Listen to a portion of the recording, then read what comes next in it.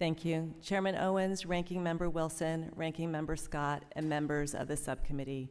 Thank you for the opportunity to be here today to discuss GAO's work on the impact of the new FAFSA rollout. Our findings focus on how the rollout affected students and examine how education communicated with both students and colleges during the rollout. We are making a total of 7 recommendations in this study to help ensure that education is prepared for the start of the next FAFSA cycle. I will highlight several of these in my oral statement, and all 7 of them are included in my written statement. In terms of our findings, we found that FAFSA delays and technical issues contributed to fewer students applying for aid. About 432,000 fewer students have submitted a FAFSA this cycle compared to last year, representing an overall decrease of 3%. Most of this decrease came from high school seniors and other first-time applicants who had a 9% decline in submissions. Declines in submissions were particularly pronounced among lower-income students and families. For example, among independent applicants, the percent decline in submissions was largest for those with incomes of $30,000 or less. For dependent applicants, the drop in submissions was largest for families with incomes between $30,000 and $48,000.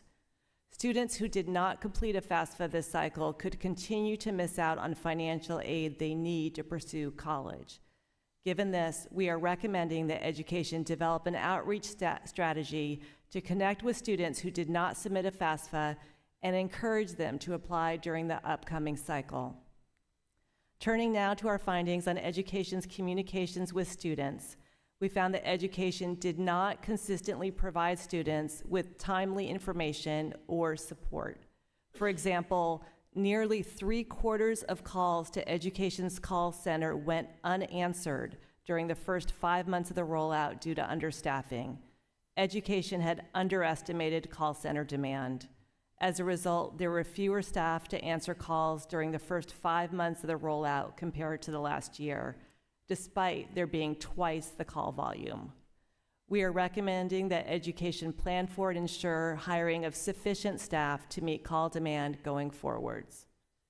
Education also used the call center as its method of providing FAFSA translation services for other languages, since the FAFSA is only currently available in English and Spanish. However, education provided confusing guidance on how families could obtain translation services. Education's website tells users to contact the call center and press the number 7 for translation services, but the number 7 is not a phone tree option. The only 2 language options that callers can easily access through the phone tree are either English or Spanish. Therefore, callers would likely struggle to figure out how to request translation services for other languages.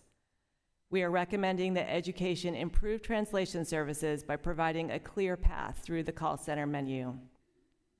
Education also did not provide timely information to students about processing delays. For example, education did not provide any confirmation that it had received applications from about 34,000 students who applied solely using paper forms, nor did it notify these students directly that it was delaying processing of their forms until at least August. Accordingly, we are recommending that education develop a comprehensive plan for providing applicants with timely updates. I will now turn to our findings on education's communications with colleges. We found that education consistently failed to meet promised deadlines. For example, the department was late in sending FAFSA student records to colleges, which are typically sent within days of the rollout. Education initially told colleges they would send records at the end of January, but the day before colleges were expecting them, the department announced a further delay to mid-March. We are recommending that education develop policies to communicate key milestones of future FAFSA cycles to colleges in a timely and reliable manner. In conclusion, students and their families deserve a FAFSA process that works. Education has an opportunity to learn from its recent struggles and make the financial aid process easier for everyone. However, education needs to move quickly to address these issues and rebuild trust in the FAFSA process.